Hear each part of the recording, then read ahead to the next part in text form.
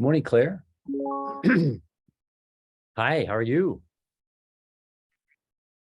Good morning. Hi there. Good morning. How are you? I'm well, and good afternoon to you. Yes. Yeah, did Microsoft Teams not work for you? I didn't see an invite, so that's why I just sent Oh, this. oh, that's strange. Okay, oh well, that's fine. I've managed. It took a bit of time for me to get logged into Zoom, but it seems to be working okay. So fingers crossed. Well, sure, yeah. Whatever would be helpful. I'm happy to be here. Nice to see you. I know, lovely to finally meet you. I'm so sorry it's taken a bit of coordinating, trying to get a time, and it's all been a bit rushed at the last minute. Well, I understand, and I appreciate your flexibility because of my future travel. So thank you. No problem. So you're away next week for a Yes, retreat? I'm going to a 3-day retreat with excuse me, Use Science, one of the companies I work with. I'm actually one of the creators of it, so you may know of that because I think Sharon took her. I think she took the exam, if I'm correct, the test. Yeah, she did. She sent me through her information from it as well, just so that I could have a look. Yeah. So what would be helpful today? I'm conscious that I'm coming into this piece of work kind of quite far down the line with certain parts of it, and I know that you've had engagement with my colleagues already, so I don't want to be kind of going over things that you're already well aware of. But so, what would be helpful for you today? And then we can kind of take it from there, if that sounds okay. Sure. I don't mind starting all over again because honestly, I get a lot of calls like this and it's hard to remember what I've said and what they've sent me. I do know I did download a screen, so I had some of your language that was helpful. Yeah, perfect. So I Yeah. want to be prepared, but I don't know what too much of where we've gone. So I'm open to just use our time in a way that we both learn. Yeah, absolutely. It'd be really helpful for me. I've done a bit of, research into you in terms of what's available online and the stuff that you'd already sent on to Sharon. So I've had a good read through that, and yeah, your work's really interesting, really, really fascinating.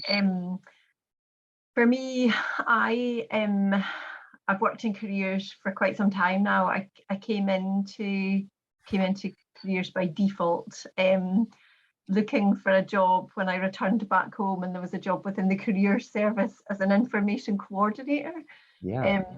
and very quickly, I trained as a podiatrist and worked as a podiatrist prior to that. Okay.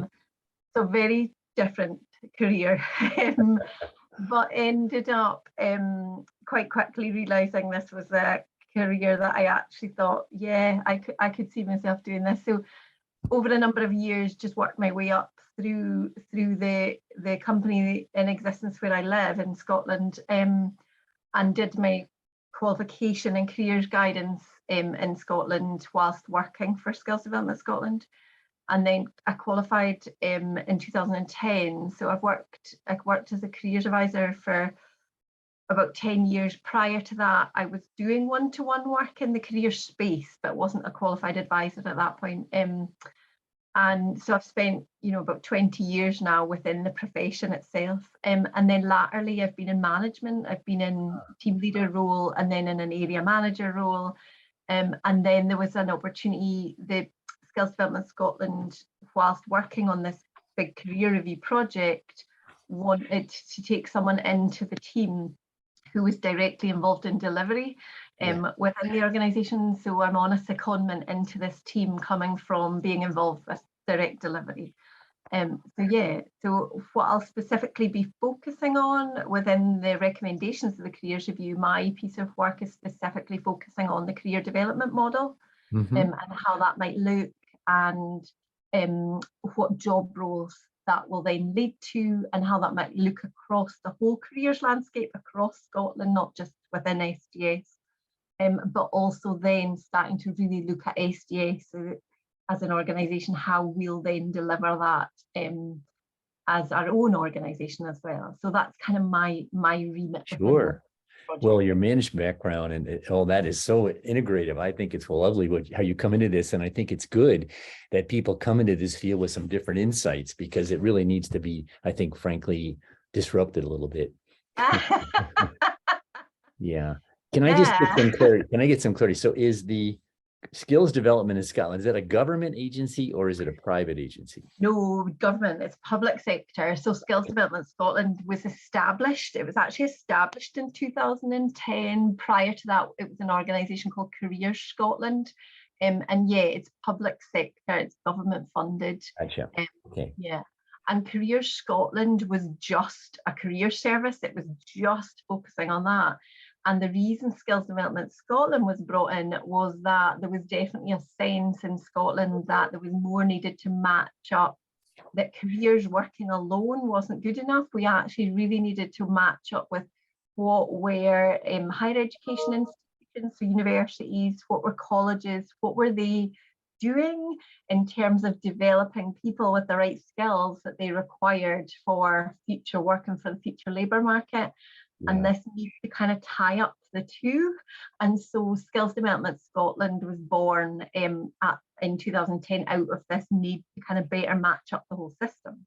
Wonderful. So we still have the careers part of the organisation, and then we have lots of other parts of the organisation that work on the kind of skills system side of things in terms of supporting with apprenticeship development, models of learning that are within schools in terms of foundation apprenticeships, but then also skills planning and sectoral involvement with different sectors across Scotland. So yeah, that's kind of where we were at. But Scottish Government have now just called for there to be a review of SDS and how it's functioning and how it's doing its work. So yeah, that's going to be also going on. Gotcha. Yeah.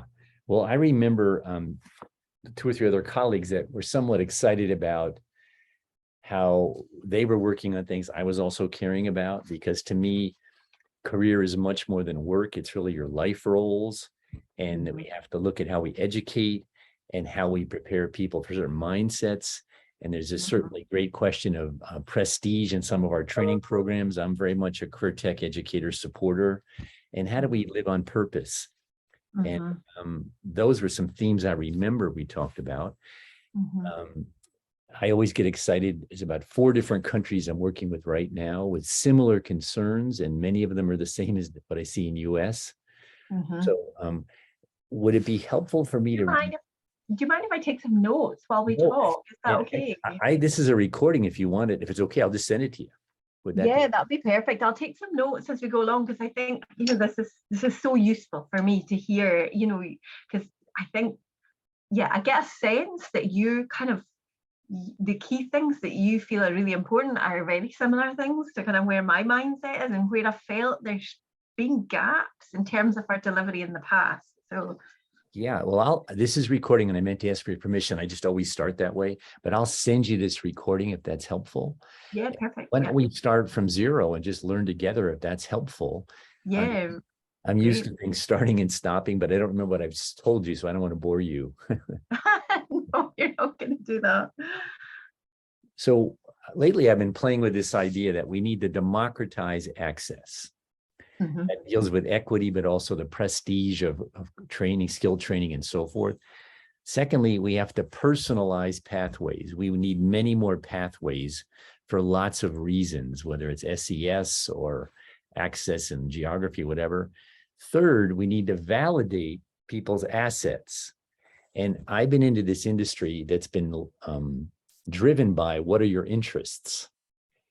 And I've come to learn that's not as helpful as we think it is. And it also does a lot of misguidance. So I've tried to come up with this term of exposure bias, that if you ask people what they do and don't like, it's limited by their exposure. Absolutely. And as a result, we are almost tracking people based upon interest into programs, which I think we fail to recognize. Why that matters to me so much is I was not a good student. I was told not to go to college. I got a 64 on an exam one day, which said, don't go to college. I mean, I'm so against tracking, but I realized that exposure really matters. And then I think we have to clarify what I call clarify possibilities. So regardless of where you are, what's next for you is the key question. What's next? It's not like 20 years out, but what's next for you? So I call it clarifying possibilities. And then I think we have to accelerate finding job leads. If we're talking just about work, about job leads, we also could accelerate finding healthy habits. So I'm much more than just job, but I understand skills organizations like yours. And then how do we masterfully learn job interviewing? And if you kind of get a sense of those, that's kind of where my head is, along with this notion of what I call, regardless of where we are in life, you and I and my son and my wife and whatever families you have and kids we're working with all need what are called heroic G mindset. Yeah, I read some of your stuff on heroic G. Yeah. So you found that, did you? Was there something? So Yeah. I believe if we can provide hope and efficacy, reframing and resilience, optimism, intentional exploration, and clarity and curiosity, and then build in Carol Dweck's work about not be fixed mindset, but growth mindset. That's the best, I call it career insurance I can give anyone. Because that allows them to navigate wherever they are, whatever transition they're through, because essentially careers are basically the ability to navigate a lifetime of transitions. And what's been really interesting is SDA, Skills Development Scotland, have very much gone down the route of career management skills. But I was reading Ronald Sultana's paper about the kind of, there's been an awful lot of really positive things about career management skills, that it's finally felt that it's been a way of proving that what we do makes a difference, that people are learning, that by engaging with us as practitioners, they are learning, they are achieving learning outcomes. And for the first time, particularly in this country, for the first time, careers advisors have certainly felt that it's been the only measurement tool we've kind of found that's worked to prove what we do makes a difference. Yeah. However, implementation of it's been really difficult, because you're immediately putting in place something that's not person-centered. It's very directive. It's like, you need to achieve these learning outcomes, these external factors that you might not relate to. And actually, I was just reading Ronald Sultana's paper. The name of it's gone. It's something like Career Management Skills, What Next, or something like that was in the title of it. And he was very much, his angle on it was it's one of the first times I've read a paper that's been in any way critical towards career management skills. But he very much was saying, we're teaching people to fit in. we're trying to get people to fit in with what currently exists. Yeah. We're not really teaching people to be aspirational and want to change it and create a future that's right for them. And why are we trying to just teach people to fit in? So I was like, yes, this really is interesting. And this is kind of really quite, it's good to see that people are starting to move away from career management skills and see that actually it's not the absolute gold standard thing that we should all be doing, and that we need to really open our minds about it. And I think some of that really taps in with what you're saying. Well, thank you. I think we talk about, when we talk about career management, we talk about career management practices, not that you have to be something, but how do you life design and design the life you want? And we're focused on, everyone should be focusing on what's called finding the good life. And the good life is a very personalized definition of success. And we have some, briefly, I can send you work or papers on this, but the good life is essentially, are you doing the right work, which means the right work for you? Are you doing the right work? And we attack that by saying, do you know anything about your natural aptitudes, which really precede how you learn and the skills you find easy to learn? And have you found your competitive advantages? So it's very permissive. It's open about you. So are you doing the right work with the people we say you love, meaning do you belong in the place you want to be, which means, you know, how you live and develop your life. And the last thing is on purpose. Because we think every day you and I wake up, we really do best when we are on purpose. And the default for purpose is to give and to grow. So I'm a psychotherapist by training. If you are giving, you are growing, you are a healthy person. And it's this, I want to give and make meaning and belong and construct a life that's fulfilling and contributes while I need to be growing. So all those words are affirmative and aspirational, yet we know the realities of finding a way to validate your assets, to tell a story, to add value, to be employed, to be a better citizen, to be a better parent. So the debate about career management skills seems a little narrow as opposed to practices that you have to practice. One of the things that I'm also kind of exploring is, you know, part of the work is going to be deciding on job roles and the right job roles within the recommendations as well. And one kind of really quite stark difference is that in this country, careers guidance training is by a postgraduate diploma, specifically looking at careers guidance. We're trained in models of counselling, and we look at Agen's core, Rogers core conditions, we look at Agen's 3-stage model. And so we base our practice on counselling philosophies and counselling theory and counselling principles. But we're not trained counsellors. So we're not called career counsellors. There are some career counsellors in the UK who have counselling qualifications and have also done careers guidance training, and therefore that blend, they then call themselves career counsellors. But there aren't any career counsellors in the public sector in Scotland. But I see that in quite a few countries around the world that is the case, that people working in the career sector are trained counsellors. What we're noticing, you know, historically in the UK, careers guidance has moved from being, you know, matching theories and very rational approaches to, you know, people matching themselves to specific jobs. And the careers advisors would go in and give advice, give information and help with that. But as we've seen, people's, and this is not to say these didn't exist, but I think as the job landscape has changed so much and people are really struggling with their decision making because the choice is so vast, but equally structural changes like poverty are increasing, that actually there's a much greater need. People are coming to careers advisors with much more emotional complexity to their problems. And so we're starting to see a real divide between actually, are we best placed to be supporting these people should they be seeing counsellors? Or maybe we should be moving our profession in a direction that moves towards counselling. So these are things that will have to be worked up and explored through this career review. But it's interesting to just start seeing how this is done in other countries and how different we are in the UK to what's being done in other countries.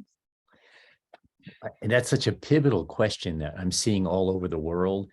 And let me share with you a few thoughts about that. Have you seen the triangle that I sent as an example? Yes. Was it the cost? Yeah. Yes, I looked at that. That was really fascinating. Let me go to that now, if I can share the screen, because I've worked on it since we've talked a bit. Yeah, cost, quality, access. Yeah, I thought that was really interesting. Let me go to this here. And do you see that now? Yeah. So I think the problem of the debate about the roles, we first need to discuss this thing, because I have trained career counselors for 30 years at the university. And I find that in America, we're moving more towards student affairs workers in higher education who know programming but don't know counseling. And the training of counseling is so expensive, we'll never have enough of them. Yeah.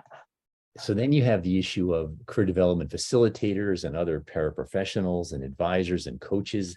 All that new language is there. And then we're racing to new certifications, which have to be defined by the local needs. I'm arguing we have to do specific things, like if I can walk you through some of these, like gamification, because we developed a game that's now virtual because we had to get it out there to more people. So gamification is how students are learning. So that would be something to pay attention to. And we have good evidence that that's helpful. Like I'm going to go to Maryland soon and train 150 career counselors to play the game.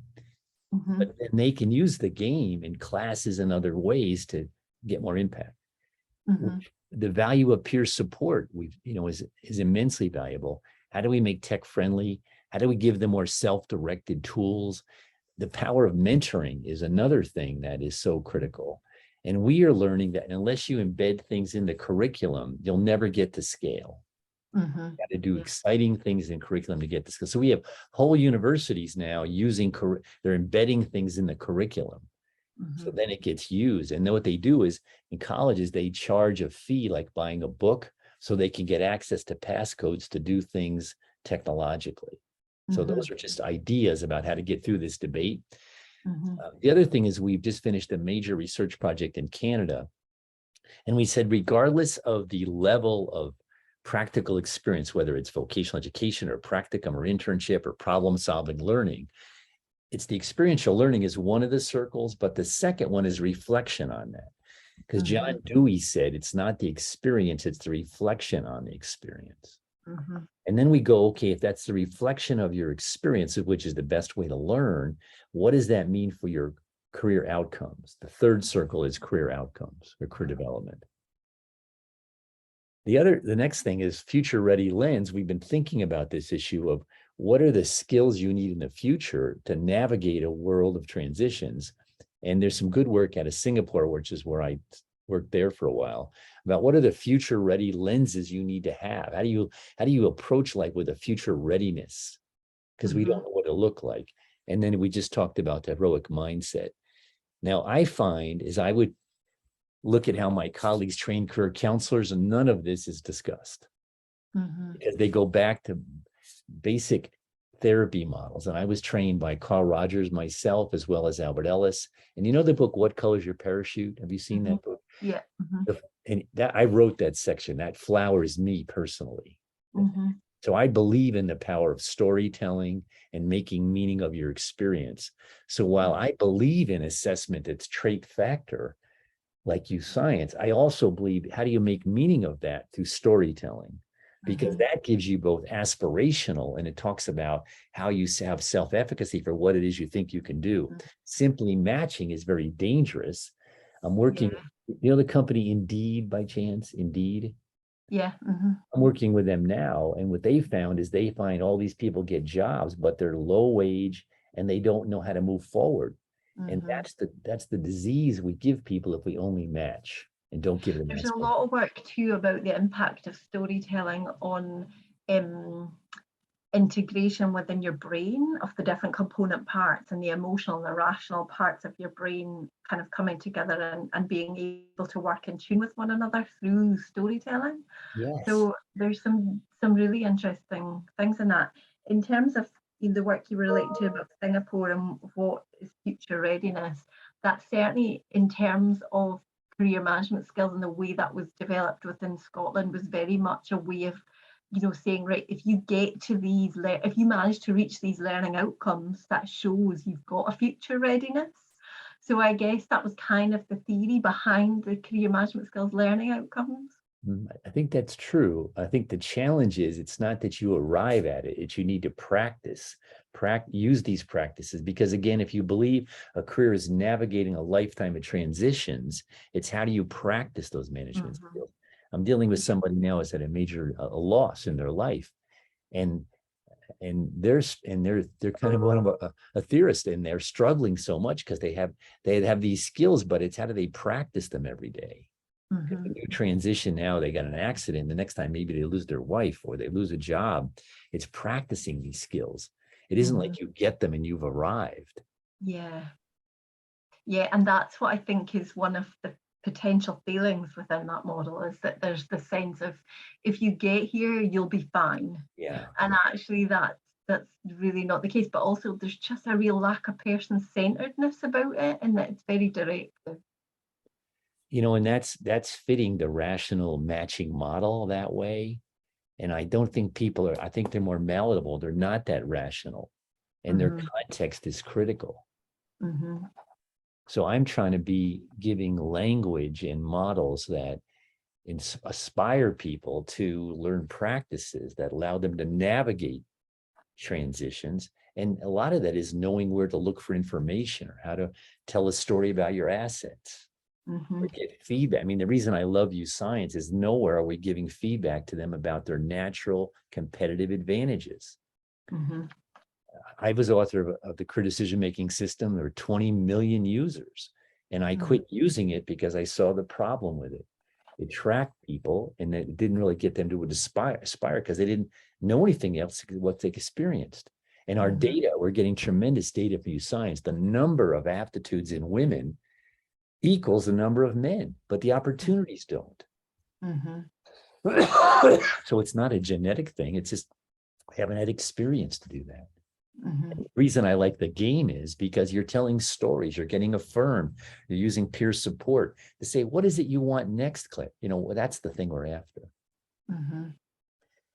And I try to think how to be useful to people like yourself who call. And this is helpful, but then probably, do you want to participate in a virtual game, for example? Do you want to take Use Science? How can I help you? There's another example I wanted to show you when I think about it. Let me find this one. That the whole value of constructing how you see yourself. Let me see why it's not going away. Here we go.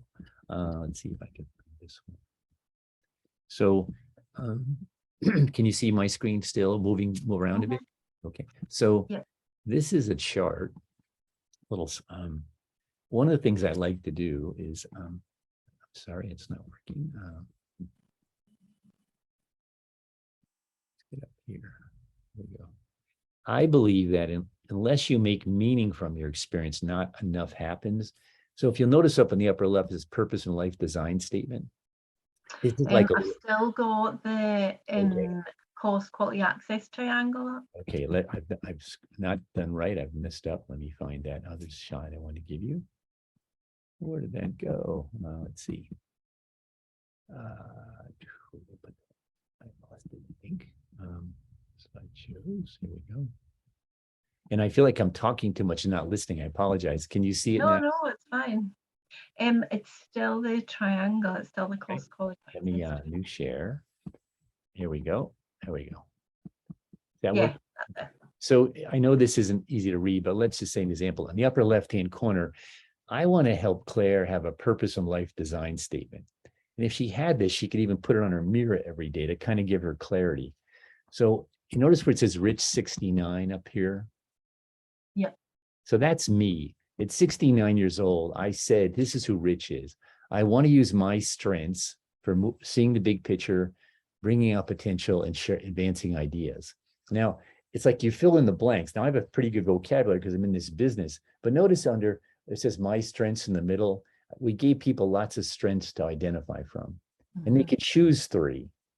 And then you notice it says, present interests.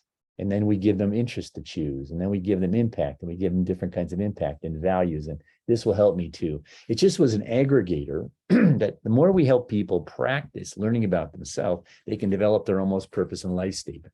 Now, below that, you'll see Michelle, on my left-hand side is 22, and you see Juan is 26. So I give people 3 examples. So they just begin to see, wow, these people are all different, and they can choose words that kind of tell their story. So this is a very quick and easy way to make a story up. But at the bottom, what's important is notice under your template, that's where you would do yours. And the more language you have, you can either give people lists, or you can give them assessments, or I know you could do this yourself because of your sophistication in language, and you'd fill out the story. But then at the bottom, it says, this will help me too. And in my case, because where I am, I want to feel alive, I want to be more authentic, and I want to support my legacy. Yours might be very different. But this is just an example of integrating practices to help you know more about yourself, to think about your strengths, your present interests, because they change, what kind of impact you want to have on the world, the kind of values you want to have. And if you know that, this will help me to do what? Just another simple activity of this not prediction, not fit model, not career management closure model, but expansively saying, what are your aspirations? And I think there are elements of our work within Scotland where we've kind of used our web-based technologies to do this. We've got strengths programs on there, as well as like just to try and help people understand more about themselves. Yes. I guess an avenue we really haven't in the one-to-one careers guidance appointments. There is an element of storytelling. There is an element of trying to get the individual person to try and tell their story. I guess one of the difficulties we have is the current way that we work in Scotland is very much on a needs base, just because of obviously your cost, your cost quality triangle, in that we are limited with how many people we can support. So in the last 10 years, we've identified people with significant needs that get access to services. Gotcha. And so for some of those individuals, language may be a real issue for them. And so it's quite difficult. They have significant barriers, significant challenges that the majority of the people that we're working with. So storytelling can be quite a struggle for them, although we do lots of creative stuff in terms of boards and drawing out things rather than just having to use words. Yes. But yeah, I guess there's elements of that going on in Scotland, not in this format, and this is quite good in terms of how it's quite clear. Well, we're also trying to do profiling as well. We're trying to get the pupils to be quite reflective on what they are learning. I guess there's mixed success in that too, and depends on how well coordinated that is by the school staff who are doing that, because it's not the careers advisors who are doing that part. Yeah. What you said to me, if I listen well, is that you recognize that these kind of activities you're already doing, and like ourselves, we're learning unless you have strong language, you can't do well in language-based activities, and it's hard to be reflective unless you have language. So you've gone to other ways, to drawing and other things. I think that's critical. And for me, I'm trying to provide processes where people do talk and support each other. And that's why the game is highly structured and we think really safe. So it allows them to have that opportunity. Because we're doing a lot in Toronto, where my partner is, and that's the most multicultural city in North America. So we found that if it's permissive and open, and you give them what I call intuitive clues, they then have like probes to follow. And I wish I could show you what that would look like, but the game, you pick from cards and then you tell a story in your own words, but the cards are a stimulant. So it's like on these the screen right here, it gives you helpers to start with. You don't have to go from zero, you start from somewhere. And you might have to change the language of the cards, but at least they have something to grab onto right away. It's like, as a therapist, if I come to you for help, the first thing I want you to do is listen deeply to help me understand my chaos. But then secondly, give me language that helps me reduce the confusion. But if I don't have language, I really don't know how to reduce the confusion. And if I don't have language, I can't aspire to anything. Yeah, I feel like I'm talking too much, and no, it's really helpful. It's food for thought.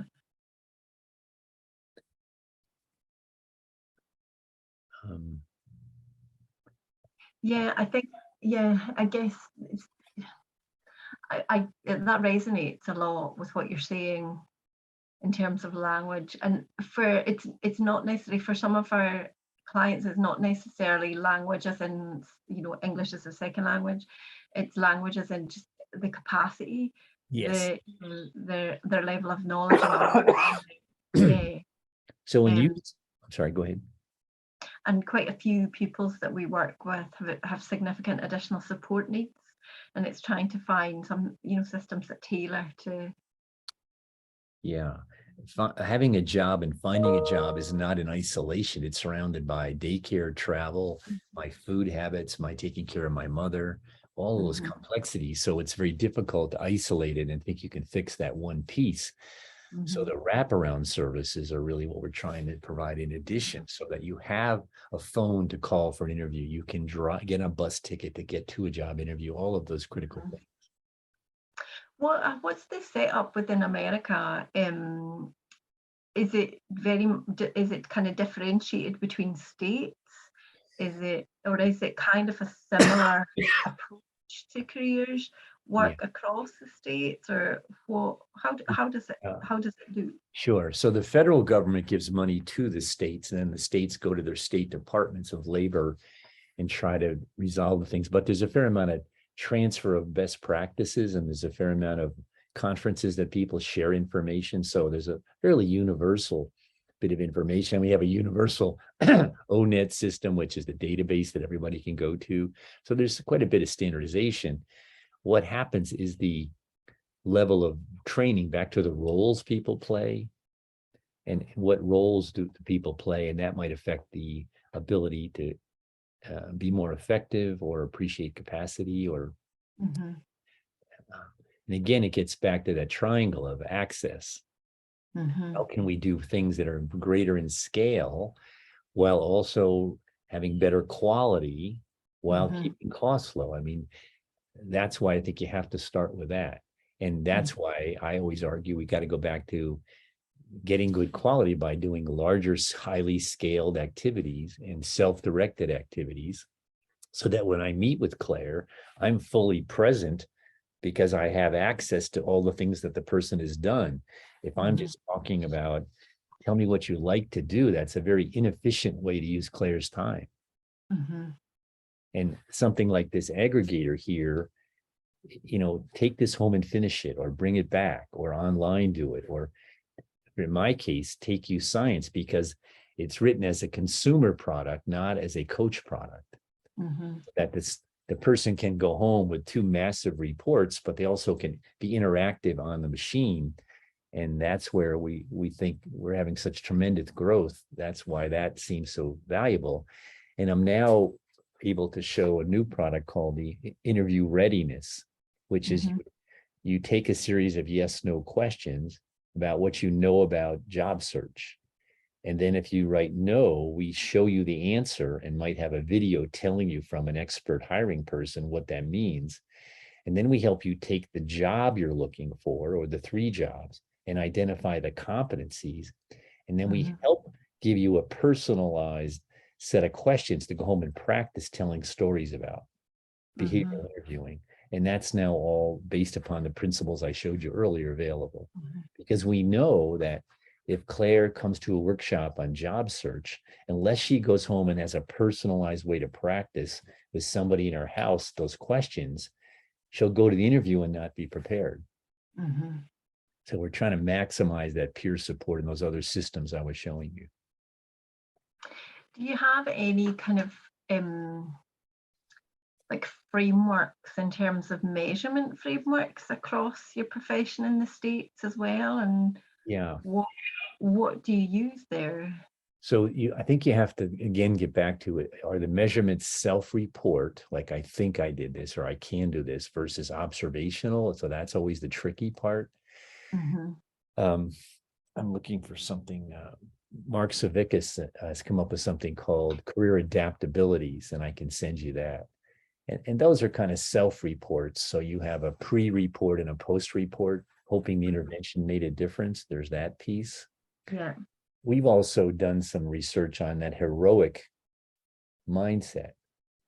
Like if your hope goes up or your ability to reframe goes up, that shows you're learning the practices. It's not like you get there, it's you're learning the practices, because next time you have a decision to make, you employ those practices. But there are some things people try to measure, like there's empathy scales, there's all kinds of scales, but they're usually self-report. And the tragedy there is you have to make an assumption they don't overprescribe or underprescribe by their level of confidence. Yeah. Observational and performance-based measurement is much more expensive and harder. We typically are told the best one to judge Claire is, frankly, her manager, who knows her best, and also her partner at home. Okay. Yeah, because that's the kind of age-old issue for us, is how do we monitor and benchmark that we're doing a good job? At the moment in Scotland, we obviously have the career management skills framework, where we get the individual to assess themselves against the competencies and the different stages they're at with the competencies, and they set like 4 different stages, and so the individual benchmarks themselves. But again, that's highly dependent on the individual having the language where they can understand and cope with that language. Right. And then we also do surveys in terms of customer surveys of how helpful did you find the intervention today, and that's done on a sliding scale. So we have those kind of those are our 2 main measurement tools, is the benchmarking of the competencies done by the individual, but equally then it's then their feedback after the appointment.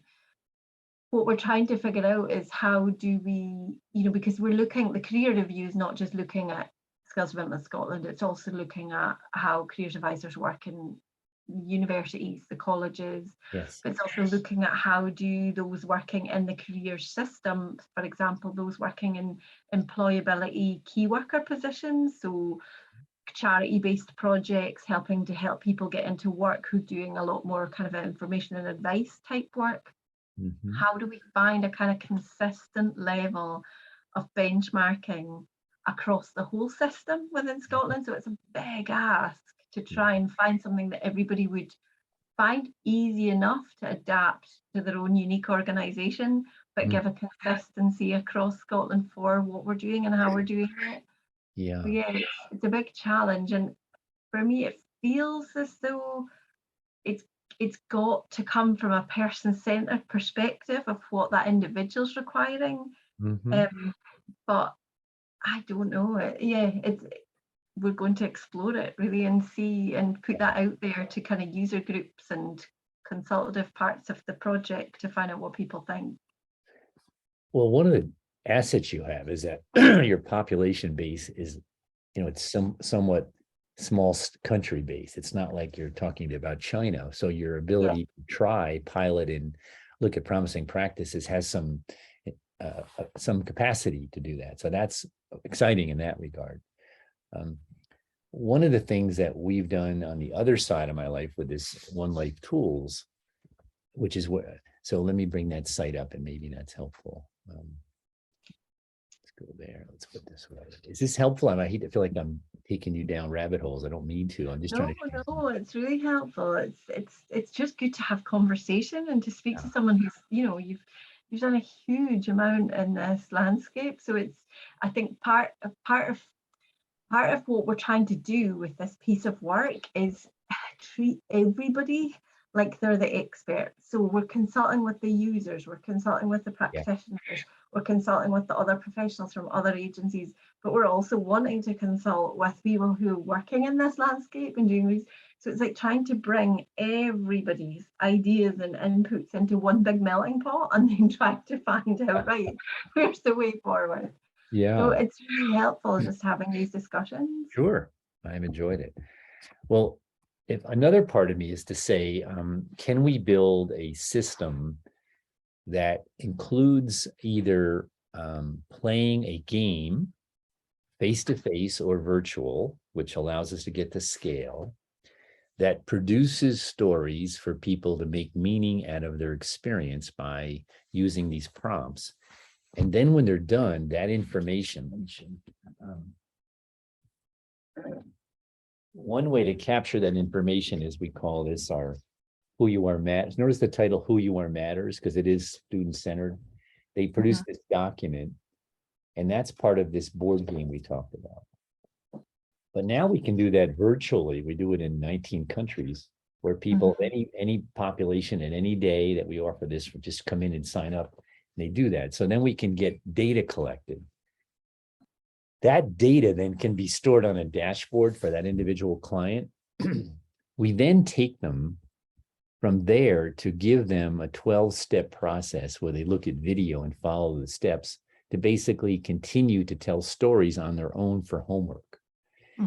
What they can do is they can have a story and we give them a prompt and they can type a word in, or we give them the most popular words that they click on. So remember back to that Mad Lib idea, it fills in the blanks. We help them fill in their storytelling to be able to produce this document, which is called a dashboard. And what's nice about that is that the client can always see it, but you, the advisor, can always get it as well. So not only is it collected and you can see it, you can do it virtually and share it.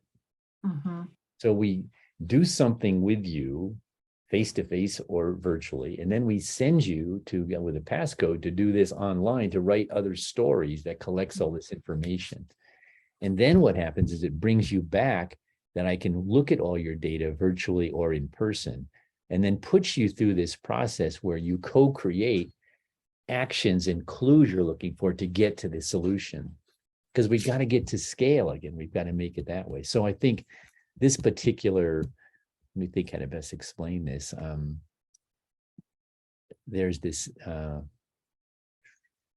game I think I mentioned to you. You can see the board game there. And I don't want to bore you, but you see the board game on the right-hand side? Did that change? Yeah. And if you look, if you watch the video, you could see me playing people they play the game and listen to them experiencing it. So that's called Who You Are Matters. And again, I'm going to do that with 150 counselors. They're all at tables of 5 playing this board game, and we call it a 2-day retreat in 2 hours. That's one thing. Another, so if you played that, another thing you could do is you could go to this virtual. If we didn't go face to face, you can see this young woman here sitting here. And notice on her computer, she's clicking on cards. That it's almost the same thing if she did it face to face. And then she's beginning to tell a story in her small breakout rooms and collecting data on her. We call it basically gives you the report automatically. It's all done electronically on the machine. And I don't know how to best show you that right now, but that's an example of that. And then we go to the next thing, which would be the platform.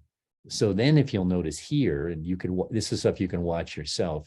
If you notice this platform here on the computer, you basically are collecting all your data and clicking on things, and the stories on the left here. So they're doing work on their own because they have a video support system telling them what to do. So what's nice then, if that's all done, and Claire has, let's say she took 20 clients through this, she can do that in 1 hour. And then they go and do homework, and they individually, when she meets them, she has this all documented on a dashboard. Then she can bring them back virtually in small groups again, leading small groups to go back and discuss their data. And she can then also add to that individual workshops, like maybe she wants to do one on job search or resume or LinkedIn, but they're all connected because of the data source. Again, it goes back to that triangle I talked about. We've got to reduce cost, better quality, reach more. So in some ways, it might be helpful for you to experience some of these to really understand them. And then if you understood them, you could say that's rubbish, or maybe that's really something I could pilot because it would allow you to do that. Like we have colleges who do this with all of their students. And then not only is that to scale, and they embed it in a class, for example, in colleges, you could do this with groups of your clients, but you always have this database. I think that's really helpful to come back to. Trying to think where else I can lead you to see what that looks like. Yeah, and we have something similar to that, but I don't think it's nearly as sophisticated as that. And I think from my World of Work website, where the people can create their own account, and they engage with the careers advisor, and they'll have a discussion about what stage they're at and future ambitions, and the careers advisor will kind of get a sense of where their struggles might be, and hopefully through a good careers guidance conversation, the individual people will start to work out for themselves what it is they're really needing to do to be able to move on. And then sometimes they'll, the careers advisor will then show them some of the online tools that are on the website. The pupil's account, as they go and work through these tools, it then loads all the results into their online profile. And so then when the pupil comes back for another appointment with the careers advisor and the pupil can then explore it together and have further conversation around what they've discovered. And within this website, there's a kind of ambition that we get every school pupil in secondary schools across the whole of Scotland engaging in this website. They all get registered on it in the very first year that they're in secondary school. And then there's like pieces of work done each year on this website so that the pupils are gradually building a profile over the time they're in secondary school. And there's then an ambition that then moves with them over to college so that they keep gathering all this. Beautiful. So we're doing something very similar already using our website, possibly not as sophisticated as this, but it's there and it's kind of in an early format. Yeah. But there's definitely inconsistencies with how much the pupils engage with it. It's very much dependent on the school, how much time is given to the school curriculum to do this kind of work, how much is then done depending on if they move on to college, what happens in college, how are they engaging with it in the college facilities, and that's a real mixed picture. We don't have that level of progress in higher education institutions. They're governed by a different professional body, they have their different benchmarks. So the higher education sector is entirely different to the school and the further education sector in Scotland. So there's definitely areas that we could try and do better in terms of matching up. But yeah, and I guess that whole program on the website was born out of the idea that we have to try and do more for less and we have to try and get more people discovering more about themselves without the need to have that one-to-one conversation with a careers advisor to do that for everybody. Yeah, I think you and I see it the same way, and we're all trying to find that. And there are a lot of there's some commercial products out there that try to do all this. So this isn't like it's rocket science. It's we all agree it needs to be done. It's how do we weave it into our local needs, get people trained to use it, and then infuse it and embed it in curriculum or wherever, so people can always go back and get access to it. We feel that in this case, the client needs to own this. So that's why they can take it with them the rest of their life and add stories. See, it's not that you can tell a story, it's you keep adding stories. The practice of telling stories allows you to aspire, and it synthesizes. And then you prioritize by starring the ones that are most important as you go forward to try to look for work or whatever. It's the prioritization. And I think we agree fully that you don't arrive, it's the practicing of the things over and over again, because you're going to meet multiple transitions in life. It's not static. Yeah. You've given me so much food for thought. Mutually, Claire, I feel the same way. You're helping me. We're both seeing gaps, and we have to close the gaps. And we are both trying to find a way to have a way to expedite and accelerate language development so we can talk at a higher level with our clients. That's part of the problem. If they have limited ways to describe themselves, if they can't find language to talk about their aptitudes, they're not able to then aspire to anything. And that's why I'm spending my life now trying to say, how do I expand their language so they can aspire and then explore and give them systems and help them be organized, because they're going to have to do this over and over and over again. So we're both aiming at the same target. I appreciate this. Yeah. In terms of the career review recommendations, how familiar are you with the recommendations that came out of the career review? Have you? I can't say that I've studied them. When I did, it was months ago, but I understood some of what you're trying to do. Yeah. And it sounds like I'm working with 2 other countries, and their questions are very similar. The issues of equity and poverty and access are always universal. And what I think we are trying to do differently is no one is talking about these natural aptitudes. Like the Strengths Finder, you probably have heard about the Strengths Finder. I was involved in that early research, and that's all self-report. And it's wonderful, but people then say, wait a minute, this is self-report. It's not really validated by performance. So we are trying to go, now that we use technology, we call them brain games, online. After 75 years of aptitude research, we're finding we can tell Claire, these are your natural advantages. And what you want to do is find occupations that allow you, like you have a glove of your aptitudes. And it's not like they all should be high, because you don't want a neurosurgeon to have high idea generation. And I have extremely high generation, but I might not have any spatial relations. That's why I can't be an architect. So we know that occupations have kind of a footprint. And the key is, if that's a glove, is to help you understand the glove that you wear, to find a little better place to explore, to say, wow, if I can use those aptitudes and I don't even know I'm good at it, and I get into flow, I'm going to succeed. Because when you and I use our natural aptitudes, we don't even know we're good at it. They come so easily to us. Yeah.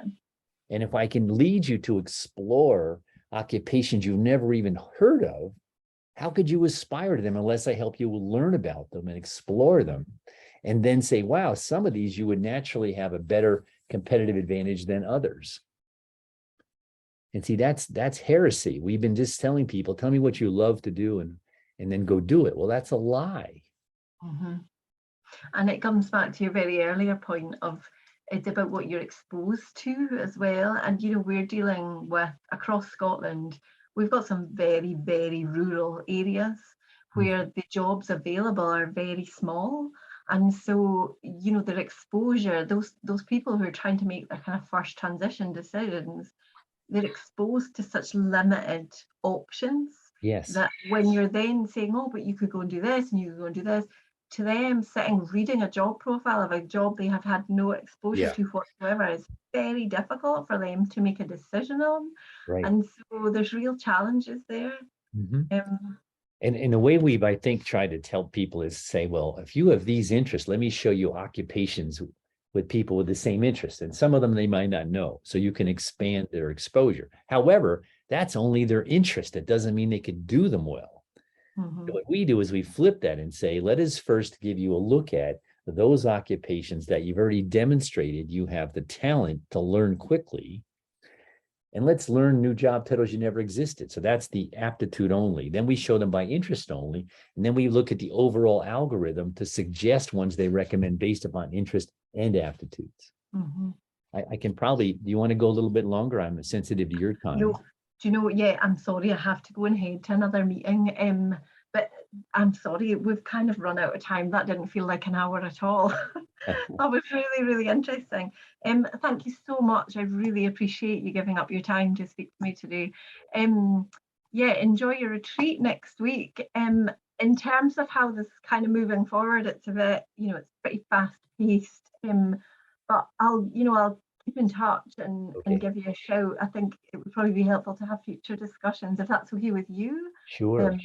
But Yeah. I'm Yeah. conscious you're a very busy guy. I don't want to take up. Well, I'm learning with you, and that's healthy. I think we're trying to solve the same problem. Yeah. Learning, that's a great reward. Yeah, no, absolutely. Thank you so much. It's been really lovely to meet you. And thank you so much for your time. And yeah, enjoy your retreat next week. And thank you so much also for getting up so early Well, to that's okay. have a chat with me with the time difference. Thank you very much. You have a great day. You too. Thank you very much. Bye now.